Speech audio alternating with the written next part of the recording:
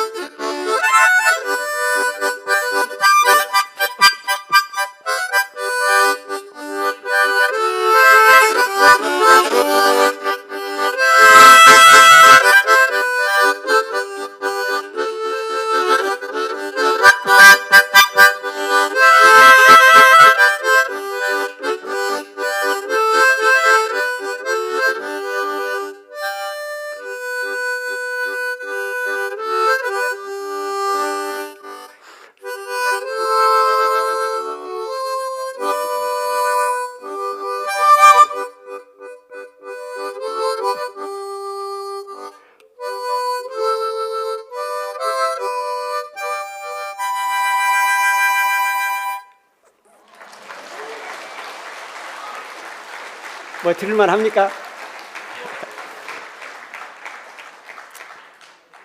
기드온 300용사의 이야기는 언제 들어도 재미있습니다.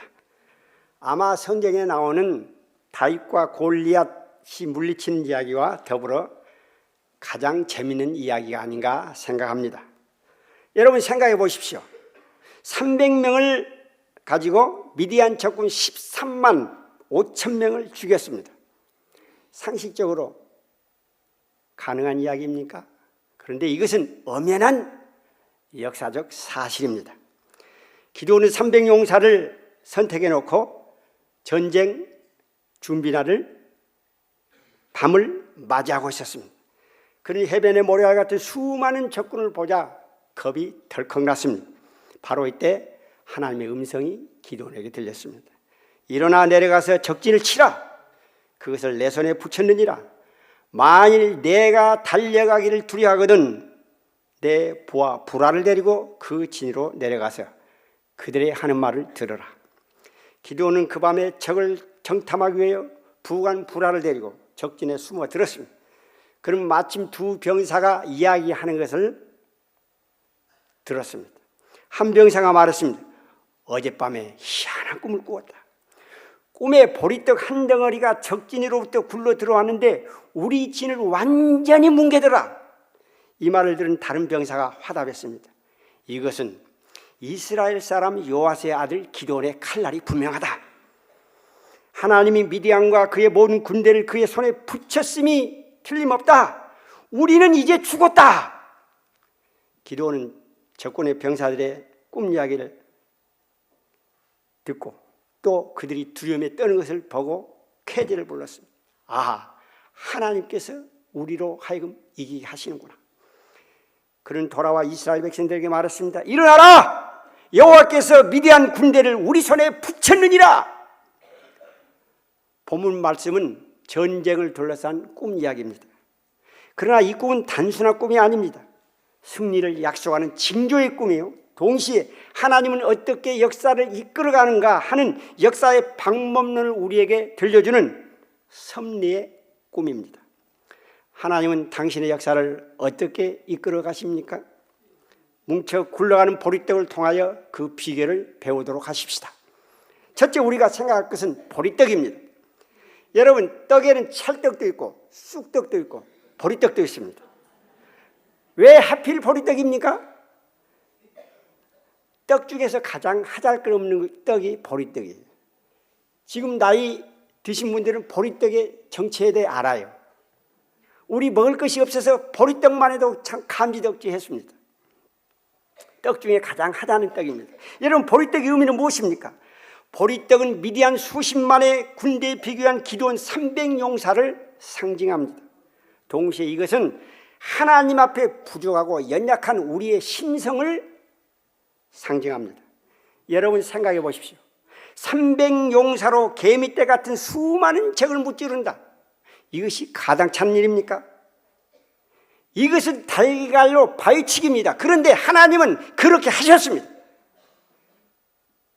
약한 자를 들어 강한 자를 부끄럽게 하시고 없는 자를 들어 있는 자를 패하신 분, 이분이 하나님이시고 이렇게 일하신 분이 하나님이십니다. 하나님은 기드온에게 300용사를 뽑으신 이유를 다음과 같이 말씀하셨습니다. 이스라엘이 나를 거스려 자긍하기를 내 손이 나를 구원하였다 할까 함이라. 너희들이 교만할까 해서 내가 300용사를 뽑았다. 여러분, 하나님이 가장 싫어하는 것이 무엇일까요? 그것은 사람이 어떤 일을 해놓고 이것은 내가 했다, 공치사하는 것입니다. 스스로 바벨탑을 쌓고 많이 보도록 선전하는 것입니다. 그러면 하나님이 가장 좋아하시는 것은 무엇입니까? 무슨 일을 해놓고 나는 아무것도 아닙니다, 내가 한 것은 아무것도 없습니다, 오직 나에 된 것은 하나님의 은혜입니다, 이렇게 말하는 사람을 가장 좋아하십니다. 모든 것은 당신이 주신 힘으로 했습니다, 이 고백을 하나님은 듣기를 원하신다는 말입니다. 사람은 다 자기 잘난 맛에 살아갑니다. 어떤 사람은 돈을 자랑하고, 어떤 사람은 재주를 자랑하고, 어떤 사람은 인물을 자랑하고, 어떤 사람은 배경을 자랑합니다. 문제는 그 잘난 것이 하나님의 역사에 쓰임을 받지 못한다는 사실입니다. 왜 그렇습니까? 하나님은 당신 앞에서 약한 자, 없는 자, 겸손한 자를 들어 쓰시기 때문입니다. 여러분 성경을 보십시오. 하나님께 쓰임받는 자들은 어떤 자입니까? 한 가지로 자기 잘난 사람들이 아닙니다. 약한 자들입니다. 하나님은 80세 된 약한 모세를 들어 강한 바로왕을 물리치셨습니다. 하나님이 약한 여호수아를 들어서 가나안 7족속을 물리쳤습니다. 하나님이 약한 다윗을 들어 골리앗을 물리쳤습니다. 에레미야는 말했습니다. 저는 아이라 말할 줄을 모릅니다. 이사야는 하나님 앞에서 말했습니다. 화로다 나여 망하게 되었도다. 하나님은 이런 고백하는 겸손한 자를 사랑하시고 그분들을 쓰십니다. 하나님은 종종 바울처럼 자기 잘난 사람을 쓰시기도 하십니다. 그러나 결코 그대로 놔둔 채로 쓰시는 법은 없습니다. 반드시 그 교만한 기세를 꺾어 놓고 쓰십니다. 바울은 여러분들이 아시다시피 인간 백정이었습니다. 예수를 믿는 사람들 잡아다 죽이는 사람이었습니다. 하나님은 그런 그를 그대로 사용하지 않으셨습니다. 그가 기세 등등하여 다메섹으로 기독교인을 잡아 죽이러 갈 때 하나님은 그의 눈을 졸지에 멀게 하시고 그가 낮아졌을 때 그를 사용하셨습니다. 천하의 바울도 눈이 멀자 기가 꺾였습니다. 바짝 엎드렸습니다. 당신 누시오니까? 예수님께서 말씀했습니다. 네가 핍박하는 예수다. 하나님은 오늘도 종들을 사용하십니다. 어떤 사람을 쓰십니까? 보리떡같이 겸손한 자를 쓰십니다. 하나님 앞에 나아가 자신을 내려놓고 하나님 저는 아무것도 아닙니다. 아무것도 몰라요. 주님 아무것도 할 수 없습니다. 하나님만이 저의 희망이요 소망입니다. 저를 인도하여 주옵소서 간절히 기도하는 그런 사람들을 쓰십니다. 여러분 하나님 앞에 어떤 사람들입니까? 찰떡 같은 교만한 사람입니까? 아니면 쑥떡같이 어떤 한가닥 하는 사람입니까? 아니면 보리떡같이 겸손한 사람들입니까? 선교주의에서 선교사들은 종종 실수를 합니다. 그 중에 하나가 원주민들을 무시한다는 것입니다. 이것은 장기 선교사든 단기 선교사든 다 마찬가지입니다. 이렇게 하는 것은 무슨 이유인가? 첫째, 우리가 원주민들보다 많이 배웠다고 생각하기 때문입니다. 그 생각은 맞습니다. 과테말라 같은 열악한 나라에서는 목사들의 평균 학력이 얼마쯤 될까요? 중졸입니다.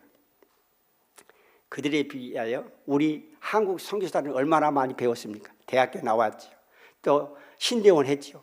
또 THM 했죠. 어떤 사람은 박사도 했습니다. 자, 지식이 차고 넘칩니다. 문제는 그래서 우리 선교사들은 무조건 가르치려고 한다는 것입니다.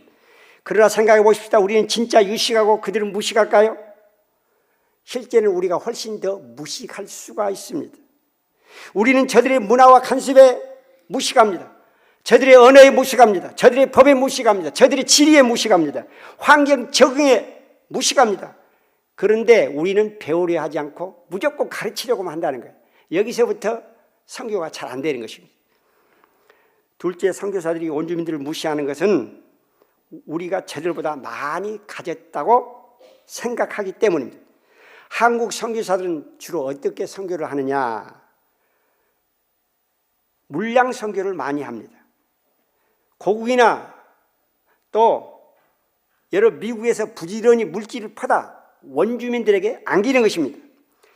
물량 선교를 하는 사람들은 특징이 있어요. 우리가 퍼다 줄 테니 당신들은 고분고분히 받아만 먹으라는 것입니다. 그래서 선교사들은 원주민들 위해 군림하고 지시하고 호령합니다. 이런 식으로 선교하는 것을 제국주의적 설교라고 해요. 그래서 한때 미국 사람들이 구라파 사람들이 저렇게 선교를 했다. 우리는 그렇게 하지 말자. 그렇게 말을 한 우리 한국 선교사들이 또 그대로 닮아갑니다. 주님 입장에서 그럴 수도 있을 것입니다. 그러나 그렇게 선교하는 사람들은 다 실패합니다. 왜 그럴까요? 원주민들은 선교사를 호구로 알기 때문입니다. 다시 말해서 그들은 받아먹고 그만입니다. 나중에 주지 않으면 싹 돌아섭니다. 어떤 사람은 선교사를 아예 이용하고 내차버립니다. 여러분, 그렇다면 진정한 선교는 어떤 선교인가? 잘 퍼다 주는 선교가 아니라 그들에게 잘 얻어먹는 선교입니다. 이게 무슨 말입니까? 선교사가 주로 가는데 얻어먹다니요? 여러분, 원주민들은 음식이 아주 열악합니다. 또 잠자리가 아주 불편합니다. 또 화장실 문화가 너무나 우리가 참기 어렵습니다. 어떤 지역에 가면 그냥 또랑물을 그대로 먹습니다. 그래서 선교사들이 그들이 주는 것을 받아먹기가 힘들고 그들과 어울리기가 너무 힘듭니다. 그러나 그런 사람들의 대접을 넙죽넙죽 받아먹어야 그 사람들이 선교를 잘하는 것입니다. 그런 사람들이 선교사로서 원주민들과 잘 소통합니다. 격이 없이 잘 어울리고 마음이 통합니다. 결과 그들이 하는 선교는 성공하는 것입니다. 하나님은 선교의 현장에서 아무나 쓰시는 것이 아닙니다. 보리떡같이 낮아지는 사람들, 겸손한 사람들, 그들과 더불어 소통할 수 있는 그런 사람들을 사용하십니다. 둘째, 우리가 생각할 것은 보리떡이 뭉쳤다는 것입니다. 찹쌀은 찰기가 있어서 잘 뭉쳐집니다. 그러나 보리쌀은 찰기가 없어서 잘 뭉쳐지지 않습니다. 여기 경주에 보니까 찰보리떡이지, 찰보리떡. 그거 뭡니까 그게? 나 처음 듣는 소리라. 제가 어렸을 때는 보리는 안 뭉쳐졌어요. 그 밥을 지어놓고 훅 불면 불러 날아갔거든요. 그 나중에 여기 왔으니까 찰보리떡 한번 꼭 먹고 가려고 합니다. 하여튼 보리떡은 잘 뭉쳐지지 않아요. 그런데 힘을 주어 꽉꽉 하면 잘 뭉쳐집니다, 이게. 그리고 더 단단해져요. 여러분, 뭉쳐진 보리떡은 무엇을 의미합니까? 약한 존재들도 힘을 합쳐서 뭉치면 큰 일을 할 수 있다는 것입니다. 기드온 300용사는 개인적으로 보면 연약한 존재들이요, 보잘것없는 보리떡 같은 존재들이었습니다. 그러나 그들이 한데 뭉치니까 힘이 커져서 거대한 적을 물리칠 수 있었던 것입니다. 약한 자들도 힘을 합치면 큰 일을 할 수 있습니다. 여러분들도 힘을 합치면 큰 일을 할 수 있어요. 작은 구역도 힘을 합치면 큰 일을 할 수 있습니다. 여전들도 힘을 합치면 큰 일을 할 수 있어요. 남자들도 힘을 합치면 큰 일을 할 수 있습니다. 이것이 하나님께서 당신의 역사를 이끌어 가시는 두 번째 법칙입니다. 여러분, 교회는 혼자 세우는 것이 아니죠. 많은 성도가 더불어 함께 세웁니다. 하나님의 일은 혼자 하는 것이 아닙니다. 하나님은 독불장구를 원하시지 않습니다. 함께 일하시는 사람을 원합니다. 어떤 사람 신앙, 나 혼자 잘 믿으면 된다. 여러분, 그런 사람 치고 제대로 믿는 사람이 없어요. 그런 사람은 인격이 뭔가 잘못된 사람들이에요. 신앙생활은 혼자 하는 것이 아니고 더불어 하는 것입니다. 교회에서 나와서 더불어 함께 예배드리고 함께 봉사하고 함께 살아가는 것입니다. 그래야 그 신앙이 제대로 된 신앙이 되는 것입니다. 여러분, 천국은 혼자 가는 것이 아닙니다. 함께 가는 것이에요. 그래서 천국 가면요, 혼자 사는 것이 아니라 여럿이 함께 찬양하며 하나님께 예배하며 사는 것입니다. 우리가 하나님 나라를 위하여 큰 일을 하려면 어떻게 해야 됩니까? 할 수 있는 한 개인 플레이를 지향하고 동료들과 더불어 힘을 모아 함께 일해 나가야 됩니다. 한국 선교사들은 또 종종 실수를 합니다. 그 실수는 무엇입니까? 함께 뭉치지 않고 독불장군으로 개인 플레이를 많이 한다는 것입니다. 선교사들은 대개 성격들이 강합니다. 그래서 누구 말도 잘 듣질 않습니다. 이것은 장점이에요. 왜냐? 성격이 강해야 애국의 거친 낯선 문화 환경에서 견디고 살아남을 수 있기 때문입니다.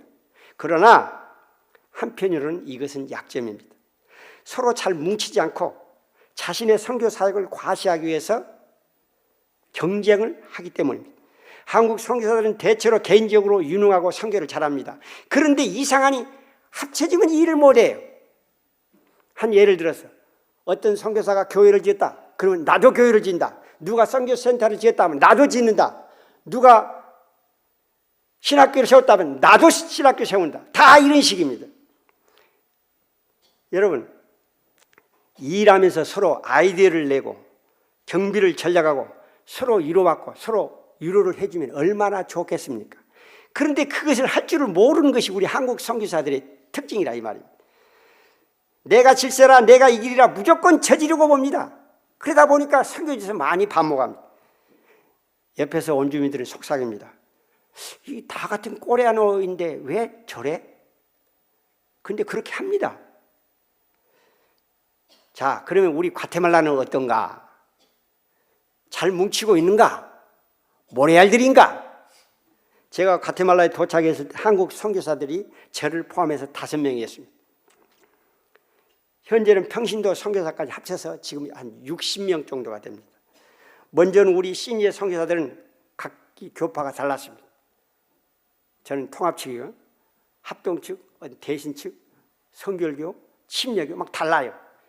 근데 우리가 다르게 뭐 신학교 세우고 다르게 교회 세우고 다르게 뭐 선교센터, 우리 그러지 말고 우리 힘을 합치자. 왜? 우리 뒤에 많은 후배 선교사들이 올 텐데 우리가 좋은 본을 보여야 다른 일들이 잘 되어갈 거 아니냐. 그래서 우리가 한 일들이 몇 가지 있습니다. 첫째, 코이노니아라는 선교사 모임을 만들었습니다. 그런데 제가 원래 파나마에서 한 6년 하고요, 과테말라에서 지금 24년째 하고 있는데요. 26년이네요. 26년 하고 있는데 26년째 지금 코이노니아 모임이 계속하고 있습니다. 그래서 다른 외지에서, 미국에서, 한국에서 과테말라를 방문하고 많은 분들이 놀래요. 아, 여기는 선교사님들이 잘 뭉쳐지네요. 이게 싸우질 않네요. 왜 그렇겠습니까? 바로 우리가 보리떡같이 뭉치자, 하나가 되자, 같이 일하자, 이런 본을 우리가 보였기 때문에 그렇습니다. 또 우리 5개 교파 목사님들이 모여서 라틴 연합교를 세웠습니다. 이 신학교는 나중에 방송 시스템을 도입해서 월드비전 신학대학으로 확대 개편되었는데 현재 학생이 1200여 명이 됩니다. 그리고 15년째 잘 운영하고 있는데 벌써 졸업생이 700명이 나왔습니다. 우리는 또 셋째, 해년마다 가을이면 우리 선교사들이 모여서 체육대회를 갖습니다. 친목을 도모하고 있습니다. 이때 모여서 운동하고 서로 선교 정보를 주고받고 또 세미나를 갖습니다. 만약 혼자서 일했다면 이런 모임과 열매가 가능할까? 선교사들이 함께 동행한다는 것은 하나님이 주신 은혜입니다. 보잘것없는 보리떡이라도 뭉치면 큰 일을 할 수가 있습니다. 큰 힘을 발휘할 수가 있습니다. 저는 원래 선교사로 갔지만, 우리 통합측 선교사로 갔지만 제대로 제가 거기는 너무 멀다 보니까 후원을 받지 못했어요. 그래서 제가 한인교회를 세웠어요. 그렇지만 우리 한인교회가 너무 열악하니까 또 큰일을 못해. 그런데 다른 교회, 한인교회와 또 선교사들과 힘을 합치다 보니까 이런 큰 신학교를 하게 되고 또 교회도 여러 개 짓게 되고, 저도 거기서 교회를 지금 45개를 지었는데요. 근데 한국에서 한 푼도 제가 갖다 쓴 적이 없어요. 이 모든 일이 어떻게 가능할 수 있었느냐? 서로 힘을 합치니까 되더라 이 말이에요. 여러분들은 힘을 합치면 큰일을 할 수 있습니다. 세계를 뒤집어 놓을 수 있습니다. 자, 세 번째 우리가 생각할 것은 보리떡이 굴러갔다는 것입니다. 아무리 굳게 뭉친 천하의 보리떡도 움직이지 않고 그대로 있으면 큰 힘을 발휘할 수가 없습니다. 그런데 그 보리떡이 굴러갔습니다. 300명이 일시에 구르니 어떤 결과가 일어났습니까? 미디안 적진이 와르르 무너졌습니다.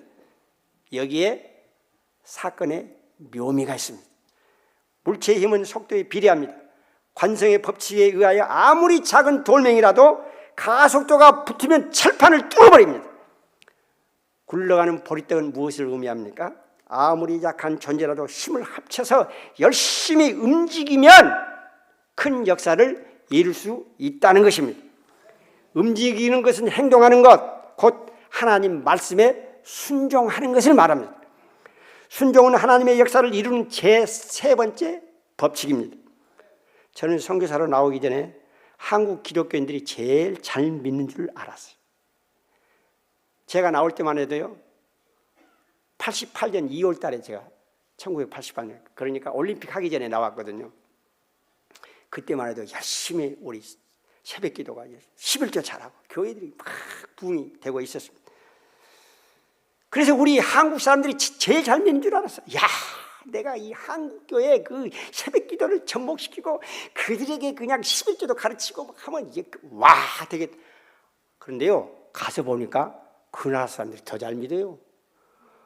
한 번 예배를 드리면 보통 2시간 내지 3시간 예배를 드려요. 여러분 1시간만 앉아서 좀 쓰시죠? 근데 그 사람들이 2시간, 3시간. 그것도요, 앉아서 하는 것이 거의 설교 들을 때만 앉아요. 찬송 부르면 서서 부르는데 보통 30분. 기도도 서서 해요. 보통 30분. 설교 드리면 1시간. 광고하고 뭐 어쩌고 하면 또 나와서 간증하고 벌써 3시간인데. 그런데 그런 예배를요, 날마다 드리더라니까. 어떤 교회는. 깜짝 놀랐어요. 이야, 이런 사람들도 있구나. 현재 2014년 11월 피우 리서치에 의하면 과테말라의 신교 복음화율은 41%입니다. 신교 복음화율이라는 말은 개신교를 말합니다. 2018년은 45%쯤 됩니다. 다시 말해서 우리 과테말라는 옛날에 캐톨릭이 100%였어요. 그런데 지금 45%가 개신교로 변해버렸다는 거예요. 제가 갔을 때는 한 5% 정도 됐어요. 지금 45%가 됐어요. 이게 대단한 거죠. 여러분 우리 한국교회 개신교 얼마 정도 됩니까? 15%도 안 되잖아요. 근데 쪼그라들고 있잖아요 지금. 시골 구석구석까지 예배당이 없는 곳이 없습니다. 그러나 유감스럽게도 여기도 많은 문제가 있습니다. 무슨 문제입니까? 중남미 사람들은 4가지 잘하는 것이 있습니다. 거짓말을 잘합니다. 도둑질을 잘합니다. 간음, 성범죄가 많습니다. 게으릅니다. 과테말라도 예가 아닙니다. 과테말라는 매년 6,000명 이상이 총에 맞아 죽습니다. 전쟁도 일어나지 않는 나라에서 6,000명 이상이 죽어요. 전쟁을 해도 이렇게 비참하게 죽지는 않을 것입니다. 도처의 살인, 납치, 폭력, 강간이 일상화되어 있습니다. 여러분 기독교 나라에 어떻게 이런 일이 일어날 수가 있습니까? 여러분 이 바닷물은요 염기가 3% 정도 됩니다. 그 소금 3%가 바닷물을 썩지 않게 하고 거기에 고기들을 생생하게 만드는 것입니다. 여러분 기독교인이 3% 이상 되면 그렇게 돼야 되지 않겠습니까? 그런데 그렇게 되지 않는다 이 말입니다. 자, 그런 이유가 무엇이냐 도대체. 중남미 개신교는 80%가 펜티코스탈입니다. 오늘날로 말하면 오순절 계통이에요. 성령운동을 합니다. 모두가 열심입니다. 그런데 바로 여기에 문제가 있습니다. 무엇입니까? 목사들이 값싼 구원과 번영신학에 기초한 복만을 설교한다는 것입니다. 이런 설교를 들은 신도들은 대부분 기복신앙에 젖어 있어요. 나와 내 교회, 내 가정만 복받으면 되고 남이 죽든 말든 상관이 없다. 그런 식입니다. 한 번은 제가 길 가는데 사람들이 뱅 둘러 있어요. 근데 아마 목사님 같아. 거기에 차에다 대고 막 기도를 하는 거야. 보기 싫지어다. 지어다. 그런데 보니까 차에다 대고 기도를 해. 사고가 나지 말지어다. 여러분 사고가 안 나려면 어떻게 해야 돼요? 차가 복을 받아야 돼요? 운전수가 복을 받아야 돼요? 운전수가 운전을 잘하면 사고 안 나는 거지요. 그런데 차에다 대고 기도하더라고. 그러니까 사람에게 복 주는 것은 그것보다도 아주 물질도 복을 받아야 된다는 거야. 그리고 기복신앙이 너무 만연해 있다는 거죠. 그러다 보니까 가장 큰 문제가 신앙과 삶이 분리되어 있습니다. 어떤 결과가 왔습니까? 말씀에 대한 순종이 없습니다. 말씀대로 살지 않으니 양심과 도덕과 윤리가 증발했습니다. 그래서 죄를 짓는다 이 말입니다. 더구나 교인들이 성령의 은사와 복만 찾다 보니 이기주의에 빠져서 삶 속에서 십자가 희생과 부활의 능력을 나타내지 않는 무능한 기독교인이 되고 말았습니다.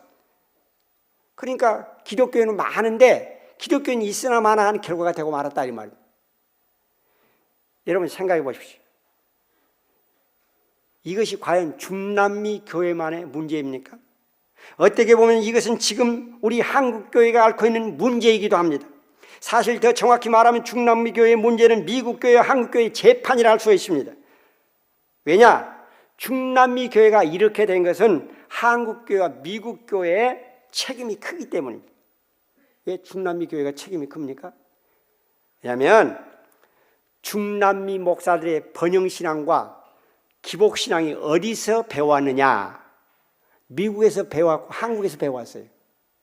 여러분 그 중남미 남미 통틀어 조용기 목사님 모르는 사람 없어요. 폴 요한이야 다 알아. 그 대단하신 분, 그 세계에서 제일 큰 교회를 세우신 분. 여러분 근데 조용기 목사님 그 전매 특허가 뭡니까? 기복신앙 아닙니까? 그렇잖아요. 요새는 종교 다운지로 흘렀더라고. 그래가지고 제가 분명히 들었습니다. 이분이 저 동국대학교 가서 이게 강의를 하는데요. 불교도 구원이 있고 이슬람교도 구원이 있고 유교도 구원이 있고 우리 기독교도 구원이 있습니다. 우리 가정 가운데는 불교인들인데 불교인들과 기독교는 아무런 문제가 없이 우리는 신앙생활을 잘합니다. 여러분 맞아요 틀려요? 맞아요 틀려요? 안 되지. 그러면 이건 종교 다운주의예요. 이 종교 다운주의로 흘러버린 거예요. 왜 이렇게 되느냐? 제대로 복음을 안 전하게. 나는 길이요 진리요 생명이니 나로 말미암지 않고는 아버지께로 올 자가 없다고 예수님 분명히 말씀했습니다. 이게 오직 예수야. 근데 예수 안 믿어도 구원받는다고.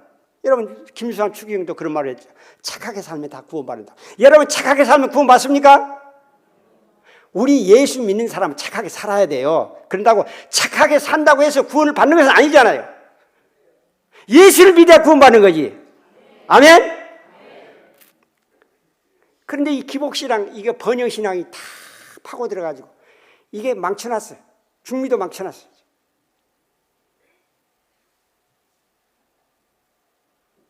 여러분 송아지, 얼룩송아지. 엄마 서도 얼룩서, 엄마 닮았네. 이게 무슨 말입니까? 목사님들이 제대로 복음을 전해야 성도들이 제대로 복음을 따라간다 이 말이에요. 그렇지 않습니까? 우리 이 교회 김상전 목사님 그대로 따라가는 거 아니에요? 그렇잖아요? 김상전 목사님 복음 제대로 전하죠? 따라가면 돼요. 그럼 안전한 거예요. 그런데 요새요 엉뚱한 목사님 따라가다가 지옥으로 가는 사람 많습니다. 제가 한국에 와서 보니까 그런 사람 너무너무 많아. 옛날에는 그걸 안 하는데 이상하니 변질되어 버렸어. 신앙이 변질됐어요. 가슴 아플 때가 많아요. 지금 과테말라 개신교는 전성기에 이르렀습니다. 그러나 과테말라 교회 앞날을 생각하면 마음이 아픕니다. 왜냐? 지금은 저들이 가난하기 때문에 예수님을 열심히 찾아요. 그런데 저들의 국민소득이 1만이 되고 2만이 되고 3만이 되면 어떻게 될까? 여러분 우리 한국교회가 옛날엔 가난할 때는 잘 믿었지 않습니까? 이제 3만 불이 되니까 어때요? 저는요 이번에 와서 깜짝 놀랐습니다. 제가 온 지 한 이틀밖에 안 됐어요. 그래가지고 그 앞에 있는 교회, 큰 교회가 있더라고요. 큰 교회. 작지는 않은 교회예요. 큰 교회예요. 새벽 기도를 가려고 아침에 일어났어요. 가보니까 불이 깜깜해 안 켜졌어요. 이상하다. 이리 와보고 단문이 잠겨있더라고. 제가 가슴이 철렁했습니다. 이야, 한국교회가 지금 무너지고 있구나. 너무 가슴이 아팠어요. 울음이 났어요. 한국교회가 무너지고 있구나. 여러분 기도해야 됩니다. 모여야 됩니다. 그런데 한국교회가 점점 사라져. 이제 수요 예배도 안 해. 주일 예배도 저녁에 안 해버려요. 새벽 기도도 안 해. 옛날엔 금요 집회도 열심히 하더만 안 해. 옛날엔 밤새워 기도했던데 이제는 뭐요? 1시간도 채우지 못하고 다 흩어져. 왜 이렇게 됐습니까? 잘 사니까, 먹고 잘 사니까 이제는 하나님을 잃어버린 겁니다. 이게 우리의 비극이에요. 그리고 우리 과테말라도 그렇게 될까? 가슴이 아파. 지금 그런 입장입니다. 자, 그러면 우리는 이런 문제를 어떻게 극복할 것입니까? 바울 사도는 로마서에서 자신이 복음을 전한 이유를 이렇게 말씀했습니다. 그로 말미암아 우리가 은혜와 사도의 직분을 받아 그 이름을 위하여 모든 이방인 중에서 믿어 순종케 하나니. 여기 바울 사도는 이방인에게 복음을 전하는 그 이유를 이렇게 말했습니다. 모든 이방인 중에서 믿어 순종케 하나니. 여러분, 믿는다는 말은 무슨 말입니까? 예수를 믿고 구원받는 것을 말해요. 순종케 한다는 말은 무슨 말입니까? 예수님처럼 살도록 만드는 것을 말합니다. 여러분, 예수님께 순종하는 것은 그리스도인으로서 올바른 삶을 사는 것을 말합니다. 여러분, 성경에는요, 믿는 것으로만 부족합니다. 우리의 신앙생활은 믿는 것으로는 부족해요. 의인은 믿음으로 살아야 되는 거예요. 아셨습니까? 예수님 말씀처럼 살아야 된다 이 말이에요. 그동안 한국교회는 5대양 6대주일 열심히 누우며 열심히 선교해 왔습니다. 그래야 한국교회는 현대 제사장나라는 칭호를 받았습니다.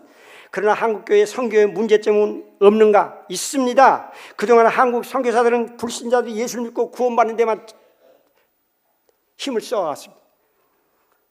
그러나 바울처럼 구원받은 신도들이 예수님께 순종케 하는데 힘을 쏟지 않았다는 것입니다. 결과 남은 것은 무엇입니까? 신앙과 삶이 분리된 교인들을 자꾸 만들어갔다는 거예요. 신앙과 삶이 같이 돼야 돼요. 같이. 분리되면 안 돼요. 신앙 좋고 삶 엉망이고. 따로 국밥입니까? 같이 돼야죠. 예수를 믿으면서도 자신이 왕이 되어 멋대로 사는 유선자들과 구원받으면 어떤 죄도 지어도 된다는 구원지상주의자들, 한 번 구원은 영원히 구원받는다는 그런 사람들이 너무 많아요. 한국교회도. 근데 우리 과테말라도 그런 사람들이 지금 많아지고 있어요. 여러분, 예수님이 어떠라고 말씀했습니까? 주여 주여 하는 자마다 다 천국 갈 것이 아니요, 주의 뜻대로 행하는 자라야 천국 갈 것이다. 여러분, 주의 뜻대로 살아야 되는 거예요. 예수 믿고 구원받는 것은 사실입니다. 그러나 우리가 그 믿음 지상주의로 나가면 안 됩니다.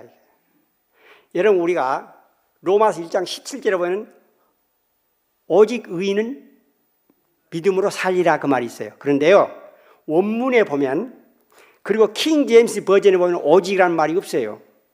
의인은 믿음으로 말미암아 살리라 그 말이 있지 오직이라는 말이 없어요. 그런데 우리 한국교회는 오직이라는 말에 필이 꽂혔어요. 그래서 믿음만 있으면 된다고 생각합니다. 믿음만 있으면. 아니요! 믿음이 있으면 행동도 따라가야지. 그러지 않습니까? 그러지 않아서 지금 한국교회가 썩어가고 지금 한국 나라가 썩어가고 있는 거예요. 지금 우리 기독교인들이 제대로 역할을 안 해서. 듣기 싫습니까? 싫으면 싫다고 하세요. 예수님은 말씀하셨습니다. 너희는 세상의 소금이다, 빛이다. 예수님은 너희가 소금이 되라, 빛이 되라 말 아니에요. 이미 소금이고 이미 빛이라는 거야. 그러니까 우리는 가면 빛을 발해야 되는 거예요. 그냥 발해야 되는 거야. 썩는 것을 그냥 도려내고 그냥 거기를 그냥 맛있는 것으로 만들어 나가야 된다는 거야.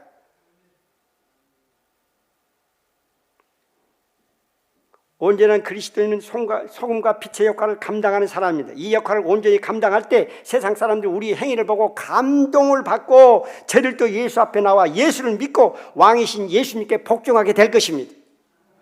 그러니까 우리는 왕이신 예수님께 복종해 나가야 돼요. 그리고 바울이 믿어 순종케 하나니, 한번 따라서 하세요. 믿어 순종케 하나니. 그러니까 믿기만 해서는 안 된다는 거예요. 순종하도록 만들어야 됩니다. 이거 아셨어요? 순종하도록 만들어야, 얘들도 순종하도록 다 만들어야 돼. 여러분, 얘들 어떻게 키우고 있습니까? 나는 교회 나가는데 얘들 안 나가. 그 뭐야? 순종케 안 하는 거지. 그렇잖아요? 그래서 대가 끊겨요. 이번에 와서 보니까요, 한국교회 중고등부 없는 데가 한 70%가 된대, 교회가. 이게 어떻게 될 거야? 이거 이제 몇십 년 지나면 이제 이게 뭐 노인들만 앉았다가 이제 꺼져가네, 이제 점점. 너무 가슴이 아파. 믿어 순종케 하나니. 기도원 300용사들은 보잘것없는 보리떡이었습니다. 그러나 단순한 보리떡이 아니라 뭉쳐 굴러가는 보리떡이었습니다. 뭉쳐서 굴러가는 보리떡의 위력은 대단합니다. 미디안 수십만의 군대를 완전히 깔아뭉갰습니다. 하나님은 오늘도 세상의 보리떡들을 부르십니다. 그리고 그들이 뭉쳐서 굴러가기를 바라십니다. 저는 이 교회가 바로 뭉쳐 굴러가기를 바랍니다. 다 나는 보리떡이다. 한번 따라서 나는 보리떡이다. 나는 뭉치겠다. 굴러가겠다. 그러면 여러분들은 세상을 변화시킬 겁니다. 그 놀라운 역사가 여러분들과 함께하기를 주의 이름으로 축원합니다. 기도하겠습니다. 거룩하신 하나님 아버지 감사합니다. 이 부족한 종을 이곳에 보내주시고 하나님의 말씀을 대언하게 하시니 감사합니다. 이 교회가 보리떡처럼 겸손한 자들이 많아지게 도와주시고 그리고 그대로 있는 것이 아니라 뭉치고 굴러갈 수 있도록 은총을 베푸셔서 큰 일을 감당하는 참으로 우리 하나님의 마음을 시원케 해드리는 그런 교회 되도록 은총을 베풀어 주시옵소서. 예수님의 이름으로 기도하옵나이다.